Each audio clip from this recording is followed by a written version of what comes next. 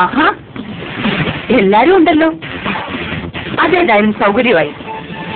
വിവരം എല്ലാവർക്കും ഒരുമിച്ചറിയാലോ. ഒരു സന്തോഷ വാർത്ത പറയാനാ ഞാൻ വന്നത്. കഴിഞ്ഞ 2 മാസമായുള്ള ഞങ്ങളുടെ അധ്വാനത്തിന്റെ ഫലം കണ്ടിരിക്കുന്നു. സാലമ്മയുടെ കൊലയാളിയെ ഞങ്ങൾ കണ്ടെത്തി കഴിഞ്ഞു.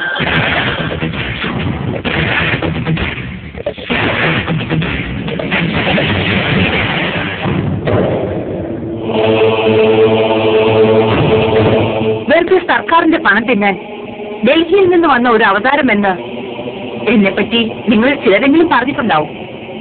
ഇല്ലെങ്കിൽ മനസ്സിലെങ്കിലും വിചാരിച്ചിട്ടുണ്ടാവും. നിങ്ങളെ ഞാൻ തെറ്റു പറയില്ല. ഏത് കേസിന്റെയും അന്വേഷണം വൈകുമ്പോൾ ഏത് പോലീസ് ഓഫീസറും നേരിടുന്ന അപവാദമാണത്. തിരുത്തേണ്ടതും മാറ്റി പറയേണ്ടതും ഞങ്ങളുടെ മാത്രം ആവശ്യമാണ്. ഇവിടെയും അത് തന്നെ സംഭവിക്കുന്നു.